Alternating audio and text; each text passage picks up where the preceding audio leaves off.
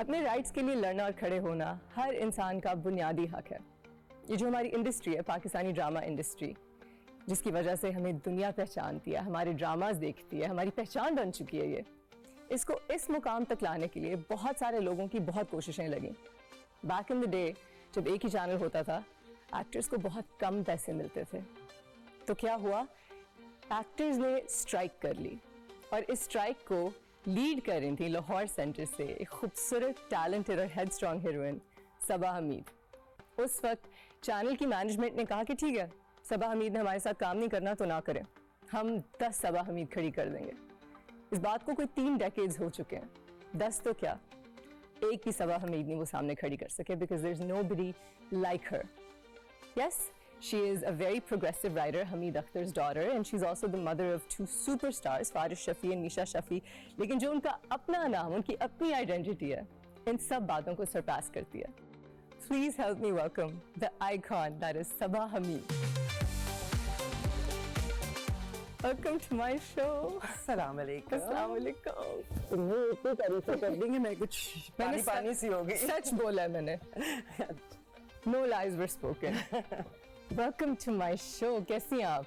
Well, it's an honor to be here. I'm fine. तुम कैसी हो? मैं ठीक हूँ। This is very special for us because आपके जो AD भी रह चुके हैं और आपका जो भी ड्रामा नूरजहां वो भी डायरेक्ट कर चुके हैं, मुसद्दिक मलिक वो डायरेक्टर हैं शो के, और आपको तो मैं बचपन से जानती हूँ क्योंकि we go way back as when I was a baby.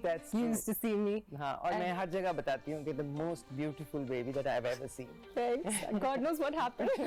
No, you still are the most beautiful. लेकिन वो बचपन की वो लुक मैं कभी नहीं भूल सकती। हाँ, I've heard I was a cute baby, and I've known you for so many years, and recently अभी कुछ सालों से you've been my sass a few times on TV, on screen sass, and so we were just so excited कि we've got Sabaa Appa coming, and I don't think हम इतने excited अभी तक किसी show के लिए हुए। Oh, I'm grateful. I'm honored and I'm thankful. Thank you.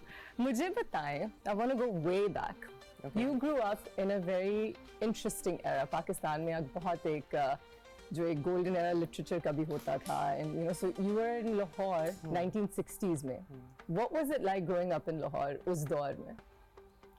Technology भी नहीं थी इतनी और लोग लिखते थे। खैर वो बचपन था, और बचपन मेरा ख्याल है कि सभी लोगों का जिस भी दौर में पल भर रहे हों अच्छा होता है, क्योंकि बचपन की मासूमियत और एक्सपोजर ना होना और एडल्टहुड की प्रॉब्लम्स नहीं होना। तो हमारा भी बचपन ऐसा ही था, बहुत फैमिली ओरिएंटेड, बहुत बड़ी फैमिली और बहुत आना जाना, मिलना मिलाना, happy home. It was a happy home, mashallah. Happy home. तो And what was Lahore like back then? Oh, very progressive. Yeah. Very safe. Okay. कोई ऐसा मुझे नहीं मसला लाहौर में उस वक्त याद, वो 80s में शुरू हुए थे सारे मसले मसाइल, और वो बिल्कुल ही जवानी का स्टार्ट ही था जब मसले वो दौर आ गया, वो scary दौर बचपन आ was गया। very safe and very happy. Your father was a very progressive writer, especially for his time, Hamid Akhtar साहब। And आपके घर में बहुत जो लिटरेटीज थे उस दौर के, उनका उठना बैठना होता था, and Fahd Mastaz used to come to your house. So tell me, वो conversations आपको याद हैं बचपन में थोड़ी बहुत, जो कोई intellectual discussions, you grew up around them? हमारा बचपन था तो बच्चों को तो इजाजत ही नहीं होती थी उन कमरों में बैठने की। अच्छा। Obviously उन लोगों के अपने बट और उस वक्त तो one takes all these things for granted कि भाई ये जो आ रहे हैं नॉर्मल सी बात है। तो बाद में रियलाइज हुआ कि कदर हमने उस वक्त की कि नहीं की, कि कौन लोग थे, क्या जायंट्स थे वो लिटरेचर के। और फैज साहब तो फिर जिला वतन हो गए थे क्योंकि पोलिटिकली उनके ऊपर केसेस वगैरह, ये वो सब पोलिटिकल जो भी सीन था, तो ही वॉज बहुत ज़्यादा उनसे इतनी मुलाकात नहीं रही हमारी, कि बहुत ज़्यादा नहीं आना जाना का। लेकिन जाहिर है जनरली घर का माहौल लिखने पढ़ने वाला ही। Your mother produced 2 films, and उनके साथ did you ever get to learn production from her? नहीं, मैं बता रही हूँ, मेरे बहुत बचपन की बातें हैं ये सब, मैं बहुत छोटी थी। हाँ। और अम्मी I think on papers he producer थी, जहाँ तक मुझे याद पड़ता है। प्रोड्यूसर तो अच्छा, पापा वैसे थे। हाँ, प्रोड्यूसर वो पापा थे। ही थे। हाँ। तो ये जो एक्टिंग बग है ये कैसे आई? I have no idea. कब शुरू नो किया आइडिया acting? एक्टिंग कब शुरू की मैंने? I think 79 80 around that 1980s time. में? हाँ, या 1980 में शुरू की या 1979 में पहला प्ले किया था। एक्सीडेंटल से था, टेलीविजन देखने गई थी स्टूडियो अंदर से। जो पीटीवी का PTV, स्टूडियो था, हाँ। वही वाला स्टूडियो, that was the हाँ same हाँ हाँ, studio where- सेम अच्छा। वो देखने गई थी। And Shahzad Khalil Okay. was उन्होंने मुझे कहा कि ये एक पेज है, ये पढ़ दो, तो मैंने पढ़ दिया। तो उन्होंने कहा कि, और then he called me at home. मैं घर आ गई, उन्होंने कॉल किया और कहा कि तुम प्ले कर लोगी। मैंने कहा कर लूंगी, क्योंकि थोड़ी डेयरिंग और थोड़ा कॉन्फिडेंस था, तो मुझे लगा नहीं कि कोई ऐसी बड़ी बात है। मैंने कहा हाँ कर दूंगी। very confident and very progressive and standing for your rights. मुझे ये बताइए स्ट्राइक का क्या सीन था? हाँ, वो एट वन टाइम, क्योंकि पेमेंट्स तो सबको पता ही है कि पीटीवी की बहुत कम हुआ करती थी। Yeah. But then Rana Sheikh, when she was the MD PTV, उन्होंने हमारी सबकी एक्टर्स की, एक्ट्रेसेस की, डायरेक्टर्स की, राइटर्स की, सबके पेमेंट्स को इन्हांस कर दिया था।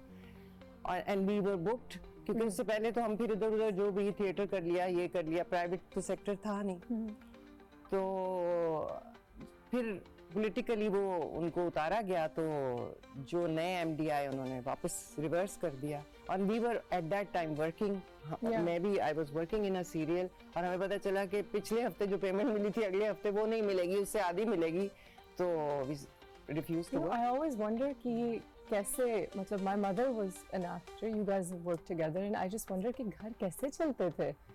बहुत you know with that नहीं, kind of- इसको फुल टाइम आप इसके ऊपर घर नहीं चला सकते थे, शौक से ही हो सकता था बस। इसे बस उन पागलों के लिए थी जिनको बहुत ही शौक। मतलब है कि बस कर लिया, मैंने ऐसे शौक पे कर पागलों, लिया। I mean mad about work. मैं ट्रांसलेट करती हूँ तो वो थोड़ी बदतमीजी लगती है, but over the years आपने worked so much, Yeah. इतना आपने काम किया तब से लेके अब तक। कोई ऐसी कोलैबोरेशन है जो आपके जहन में बैठ गई हो, जो आपने बहुत एंजॉय की हो? फैमिली फ्रंट में तो हर जगह बताती हूँ। Family front. I love working in family front, and I And- just Your best wish friend to- directed it. Yeah. Yes. But I didn't know him at that time. अच्छा। वहीं से तो दोस्ती हुई थी। अच्छा। And my best friend was the producer, Samina Ahmed. She was the producer. अच्छा। हाँ, तो but वो मेरा all time favorite है। अच्छा Samira, you're very close because हमने एक ड्रामा किया था जिसमें आप मेरी अम्मा थी और समीना अहमद आपकी अम्मा थी शायद, मुझे थोड़ा सा याद आ रहा है। ये अली फैजान वाला। अली फैजान Yeah, वाला, yeah. and that पहली was- सी मोहब्बत, ये नाम नहीं नहीं, बंधे एक डोर से। अच्छा। और मुझे याद है उनकी शादी अभी नहीं हुई थी, बट वो फोन पे बैठी होती थी कॉर्नर में और वो स्माइल कर रही होती थी, और मैं उनको इतना टीज करती थी कि आप किससे बात कर रही हैं, मुझे बताया आप किससे बात कर रही हैं। And you guys used to say कि nobody, she is not talking to anybody, what do you mean, why are you bothering her, but I was right. मेरी तो बिल्कुल शक की तबीयत नहीं है ना, लेकिन तुमने पकड़ लिया। मैंने पकड़ लिया।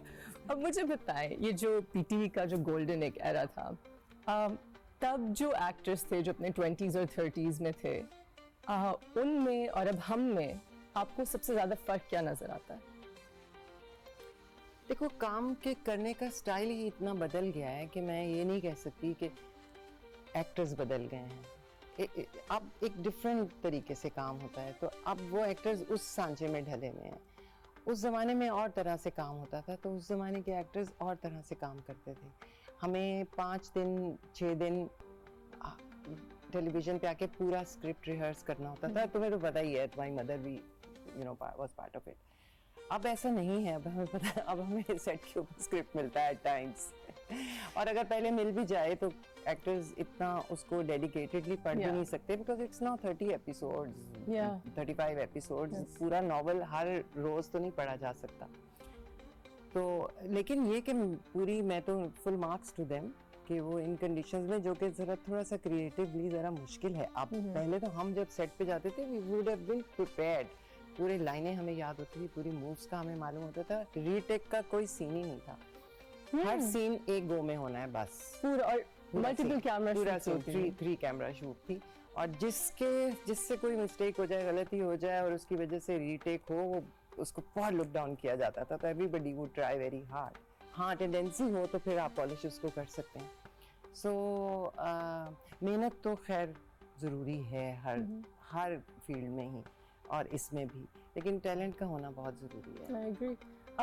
I'm so happy कि आप इस वक्त नूरजहां कर रही हैं, because usually ड्रामे जो हमारे होते हैं, they're centered around वही accidental marriage, वही लड़का लड़की, and then फिर जो उस एज का नहीं है उनके लिए फिर लिमिटेड हो जाते हैं रोल्स अब खास तौर पे जो it's such an unfortunate thing because humans exist in all ages and all sizes and Noor Jahan you're playing the lead and you've kind of made your mark and it's the talk of the town हर जगह उसकी reels और बातें हो रही हैं बहुत हाँ आप थोड़ी इससे इंस्पायर हुई हैं कि आप इस तरह के और रोल्स करें या लिखवाएं आपने कभी सोचा कि आप अपने लिए कोई कैरेक्टर लिखवाएं और उसमें एक्ट करें नहीं इश्ना मैंने कभी नहीं सोचा मैं नहीं सोच सकती इतना इट्स ओके जो भी रोल है I am fine with it आपकी टेनासिटी को where is the tenacity where is the I think in 40 years ये एक नूर जहां आया है तो फिर तुम सोच लो ना कि ये कितना बैलेंस आउट है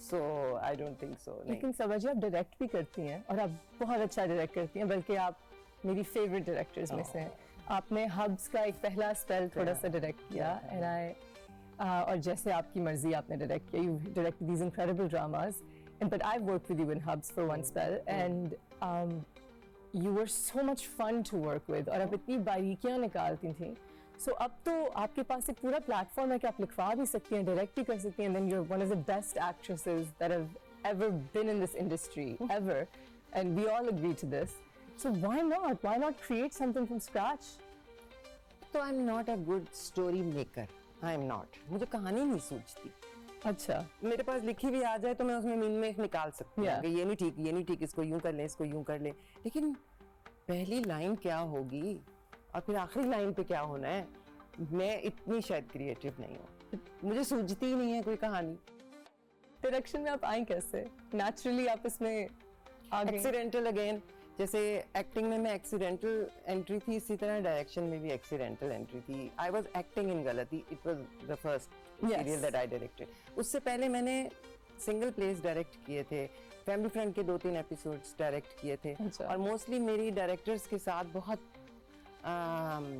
गुफ्तगू रहती है मतलब I am not one of those actors के जो कमरे में बैठ जाएं और आके वो कहें कि यूं कर दो तो यूं कर दिया उसमें मैं अपना कोई इनपुट अगर दे सकूं या डायरेक्टर सुनने वाला हो तो मुझे मेरी नज़र होती है हर चीज़ पे ही कौन किसने क्या पहना है कि सेट ठीक है कि नहीं ठीक ये मूव यहाँ से कभी कभी ये अनोइंग भी होता है एज अ डायरेक्टर मैं बता रही हूँ कि इतना नहीं बोलना चाहिए एक्टर्स को और मैं अपने आप को रोकती भी हूँ लेकिन थी थोड़ी सी टेंडेंसी और पता था फ्रेंड्स को सारों को so when I was doing गलती so the director at the last minute उसको कोई पर्सनल प्रॉब्लम हुई और वो छोड़ के चला गया अब हम सब की डेट्स फिक्स थी क्योंकि तुम्हें पता है कि एक दफा डेट्स हिल जाएं तो फिर वो सीरियल ही कभी कभी तो डब्बे में ही बंद हो जाता है कंप्लीटली डिफरेंट इंसान है जब आप डायरेक्टर हैं बिकॉज आपके बारे में मैं लोगों को बताऊं कि व्हेन यू आर एक्टिंग आप बिल्कुल अपनी दुनिया में होती हैं आप एक कोने में बैठती हैं अपनी डाइट वो एक सॉफ्ट ड्रिंक के साथ और आप कैंडी क्रश खेल रही होती हैं this is you know and फिर आपके दही बड़े आने होते हैं और आपको अपनी लाइन्स याद होती हैं और खतरनाक एक्टिंग करती हैं और आप चली जाती हैं